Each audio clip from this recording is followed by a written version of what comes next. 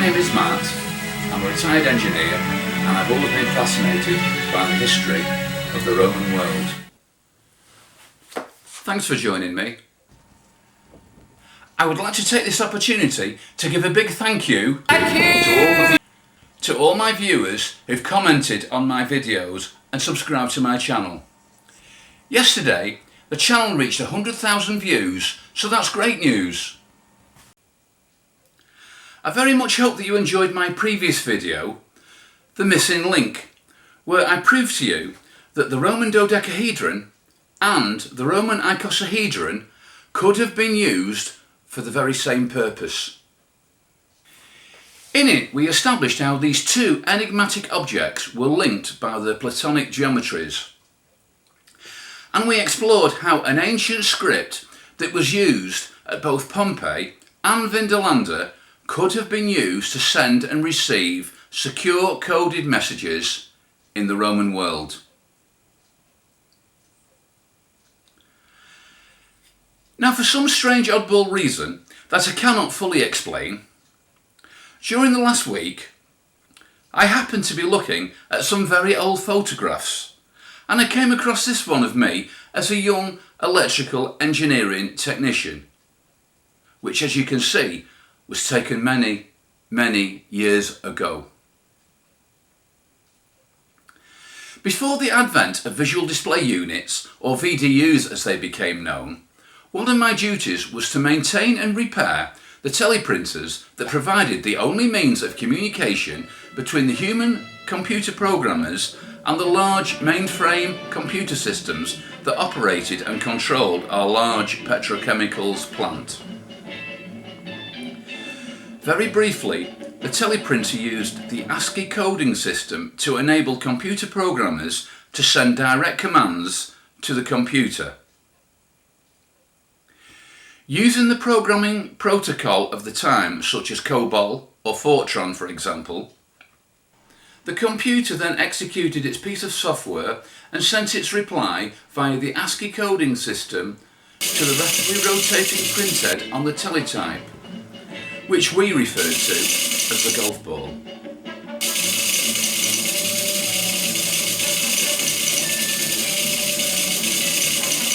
This printed a message onto the paper that the computer programmer could easily understand.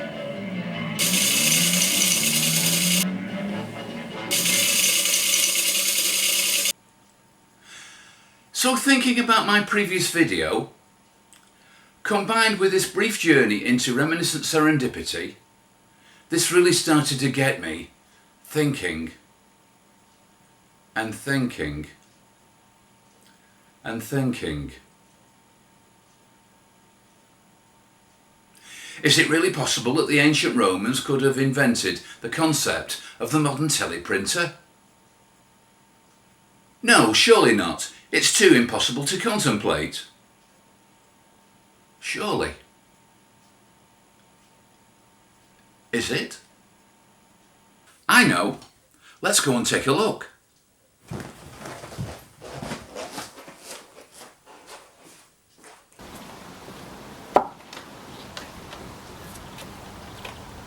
We met the Icosahedron and the old Roman cursive script that we used to send and receive messages in our previous video. Here are the 19 letters of the old Roman cursive script, plus the one null character being attached to our icosahedron to form our rapidly rotating cipher printing head. And here is the media format on which we are going to print our cipher message. As you can see, it's a wooden board with compartments measured to fit our icosahedron precisely. It is likely that the board compartments would have been filled with molten wax or clay, but in our case we are using modelling clay to prevent damage to our plastic icosahedron. And now I would like you to imagine that my name is Decimus and I am sending a message to Pavlo, a local station commander. Here is the message, and we are just using a pencil point to help prevent errors in our message. The first letter of our message is a P, so we locate the letter P and use the letter which is on the opposite side of the icosahedron, and we print an R.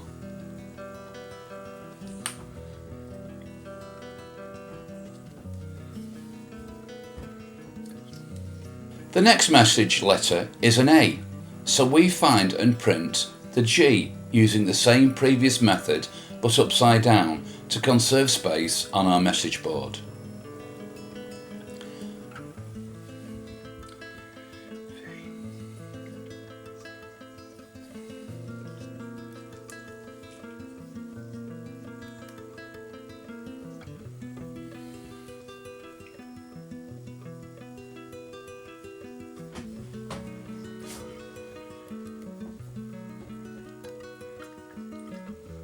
See?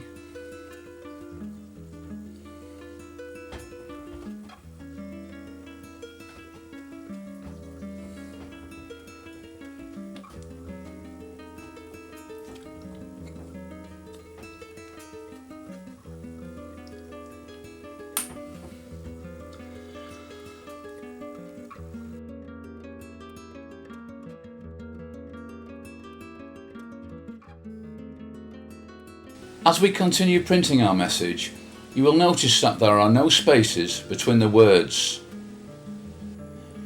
This would have been well understood by the Romans because they were very familiar with the scriptio continuous style of writing that was used at that time.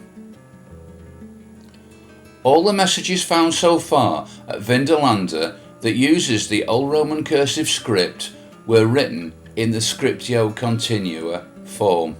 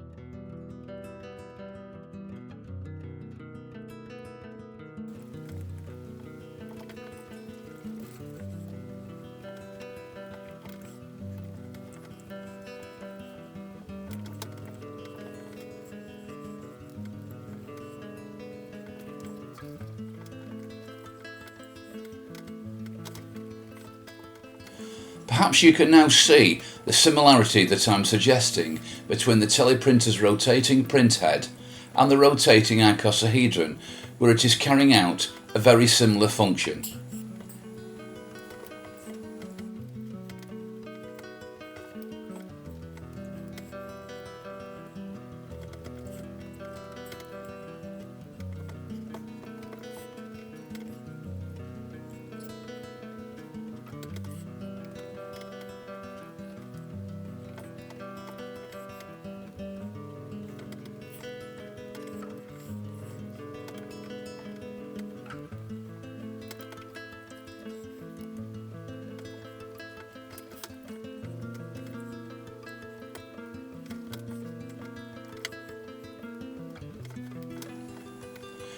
The geometry of the icosahedron and its letters are producing the typewritten code stamped out in the hot wax or clay.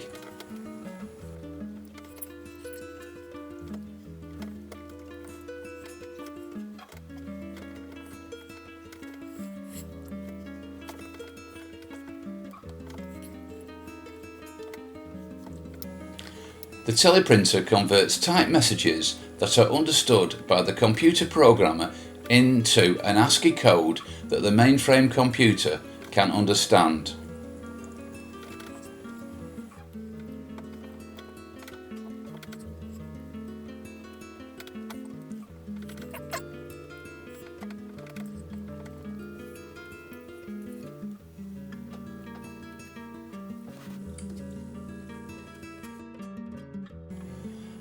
Our coded message is now complete.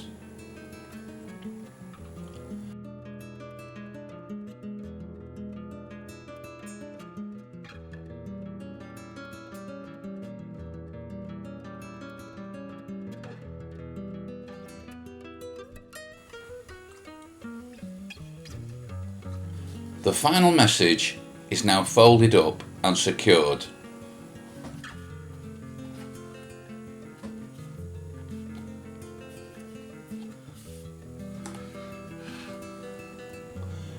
The message board is finally locked by the fitting of a securing locking pin.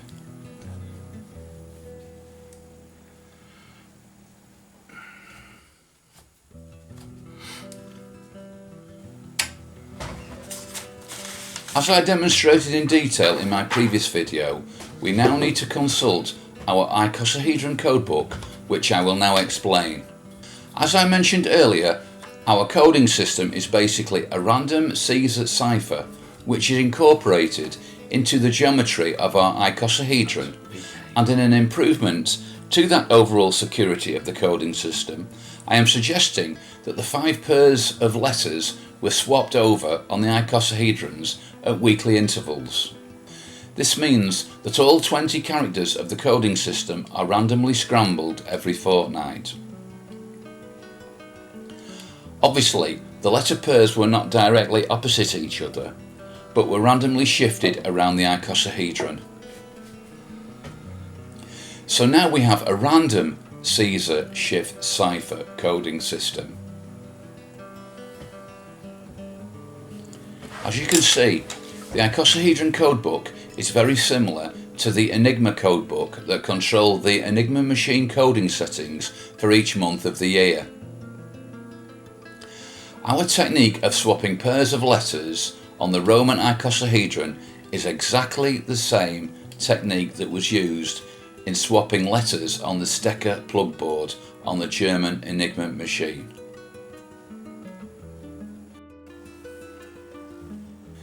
In our case, we have previously completed our letter swapping exercise, and our icosahedron is fully up to date for this week, which is week 8 in our icosahedron codebook, so our corresponding code letter for the week 8 is the code letter H.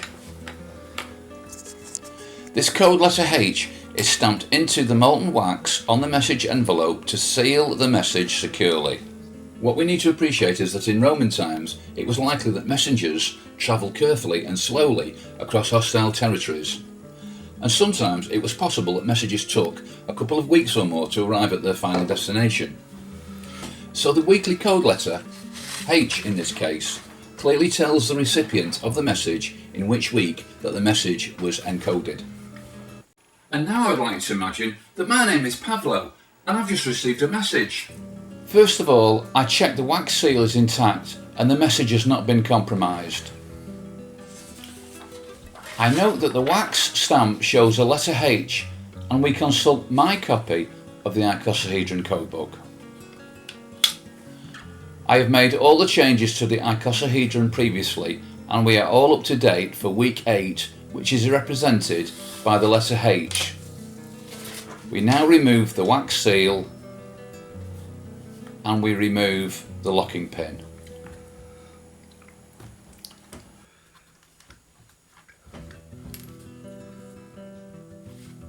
And now the message board can be opened.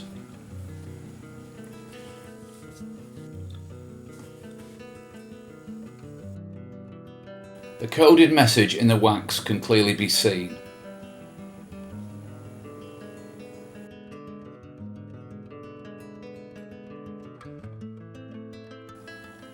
As I showed you previously, the Romans were very familiar with the concept of imprinting letters into clay or even wax.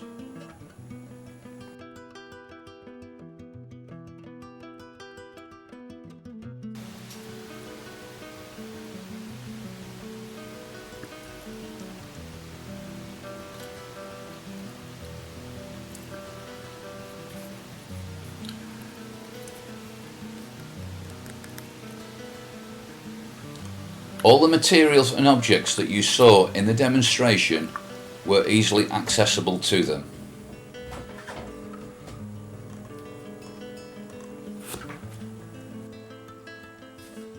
We can now start to decode the message. Again, we use a pencil to identify each letter of the message to reduce the possibility of an error. The first letter of the coded message is an R. So we locate the corresponding letter on the opposite side of the icosahedron to find it is the letter P. This is the first letter of our decoded message. The next letter is a G, and the letter on the opposite side of the icosahedron is an A.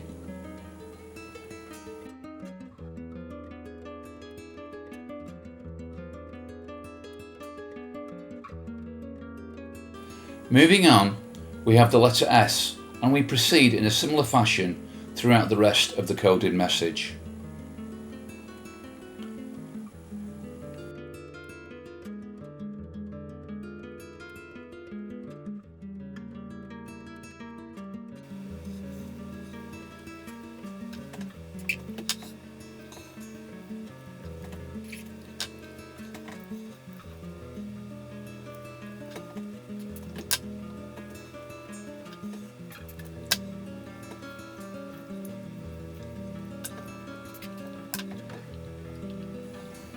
Again, you will see that we have a continuous stream of letters within the coded message, and this is just exactly the same as you can see here in part of a German Enigma coded message from the Second World War.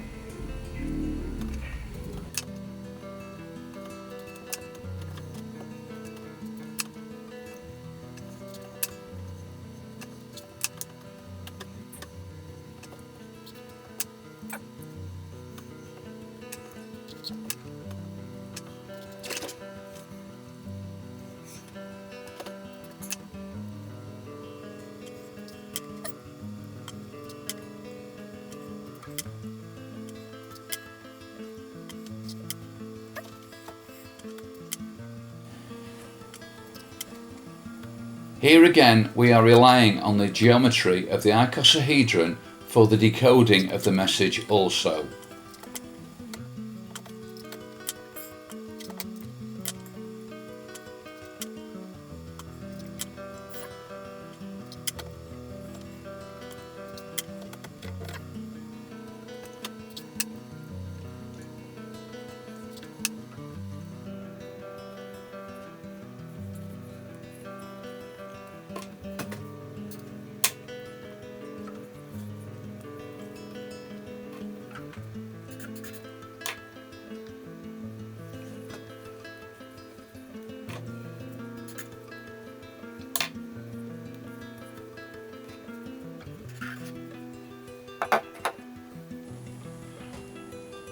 The decoding of the message is now complete, and all we have to do is to insert spaces or breaks between each of the words, which we can easily do by inspection.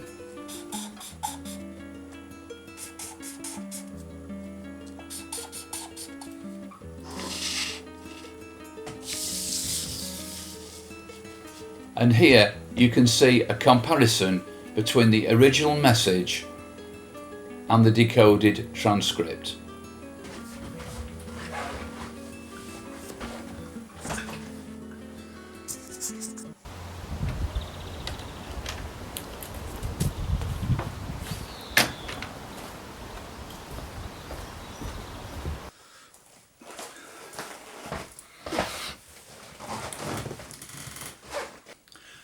So after my brief journey into nostalgic serendipity, which led me to the idea that it was possible that the icosahedron could have been used to print out a coded message into hot wax that the Romans would have easily had accessible to them, was not a massive leap of the imagination after all.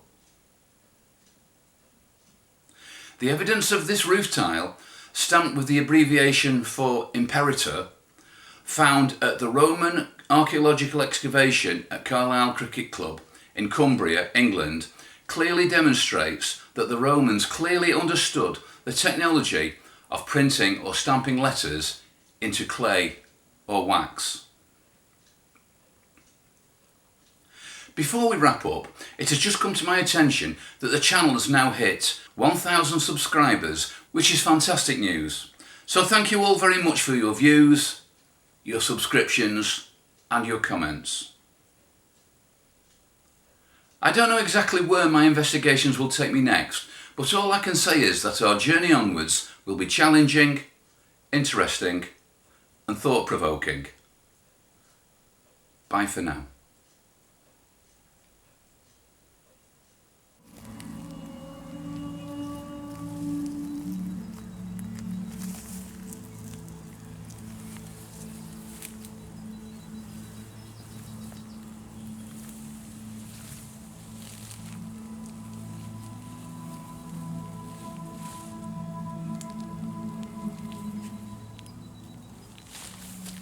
Are you not entertained?